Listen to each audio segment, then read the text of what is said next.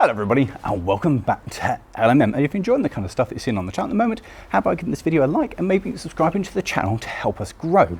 Now today I'm looking at something which you may initially think I'm going to struggle to call a mechanical marvel, and that's this. Now for those of you who are not entirely sure what this amazing contraption is, this is called a sack barrow. Yes, I know, not very exciting. Before you very rapidly turn off this video, allow me to explain why this thing is important. And you may have noticed that I'm not wearing my normal garb today. Oh no, this sack barrow came from here.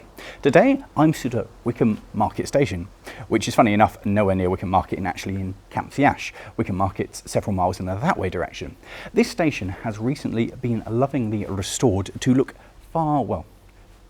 much more like it used to. And it's a really pretty period station. If I didn't know better, I'd think I was at a heritage railway rather than, well, actually on the national network. And in fact, when the mainline trains come through, you sit there going, oh, that's wrong.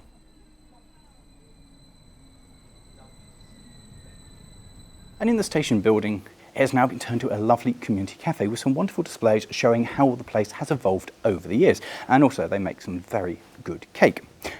And this thing, well, this was recently given to me by a good friend of mine, David, who, I'm not going to say how he acquired this from when it used to be on this very platform, but indeed he did.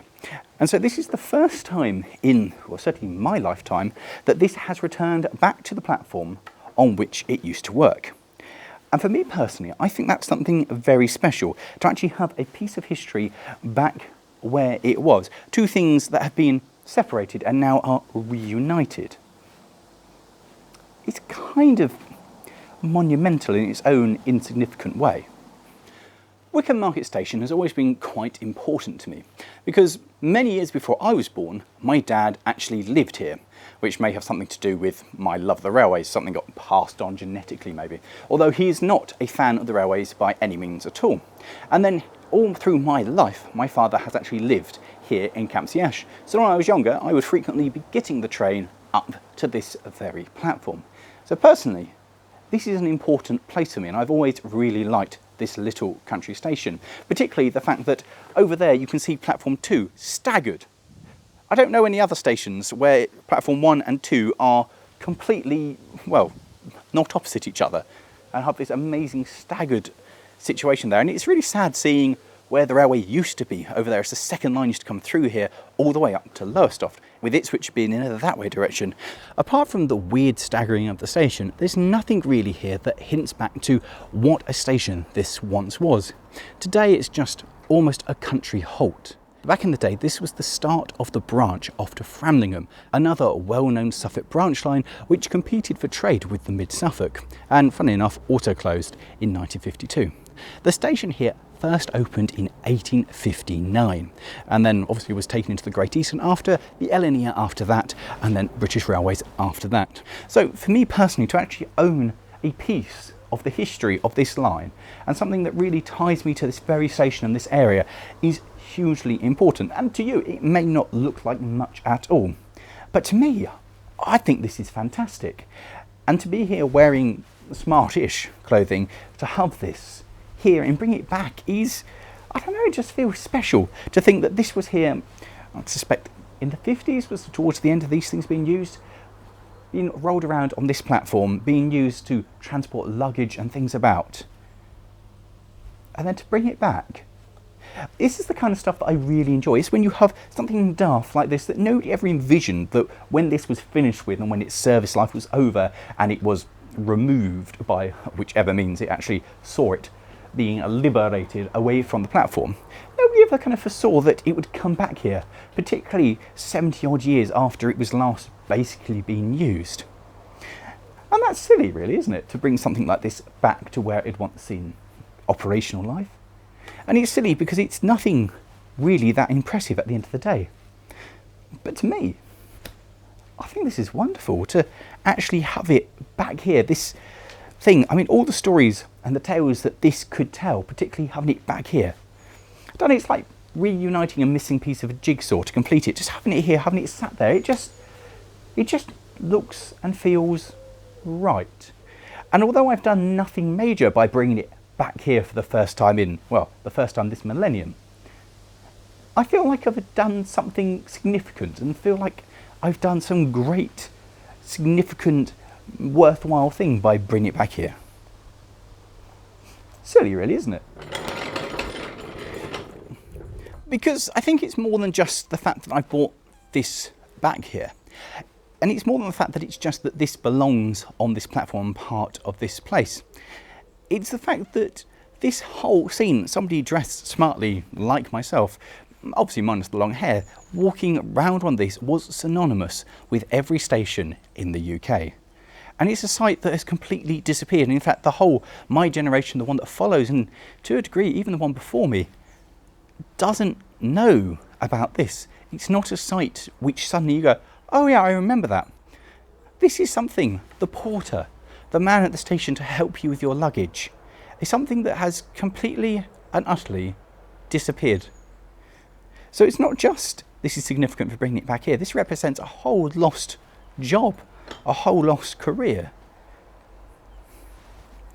And it shows really how things have moved on, because this platform back in the day when this was in use would have been busy. Even though there's nothing here, it would have been a busy platform with people, with porters, with a station master. And today, I'm the only one here.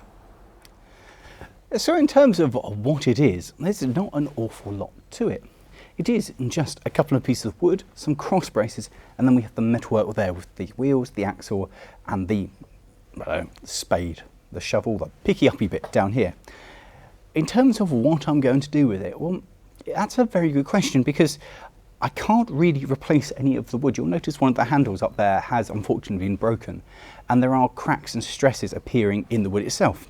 And the question is, at this point, what can I do with it? I can varnish it, I can protect what's here with it, but I certainly can't replace it, because if I was to replace this whole section to give myself the correct handle on the end of it, I lose so much of what it is. And this is where we get into that interesting question of preservation versus conservation. To put this back into full working order, I would want to replace all of the wood. And there, I'm left with a set of wheels and a piece of metal at the front from the original thing. This is never going to go back into full revenue earning service. And so it's now a matter of conservation to preserve it in this condition and keep it like this as well as I can. There's a couple of things I could do, like placing a new wooden dowel in there where it's missing. But apart from that, really, it's, well, try and keep it. The question, of course, is what would you guys do with it now? Now it's at this stage, what would you do?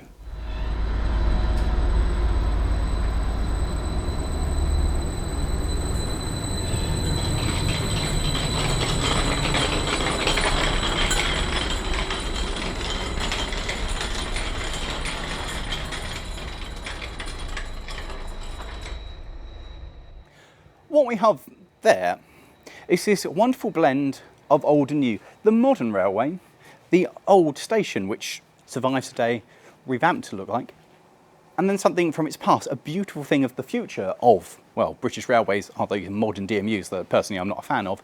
The present, the station looking like how it used to, then of course the past, unrestored and unmolested. I'm sure this is something significant and means something really.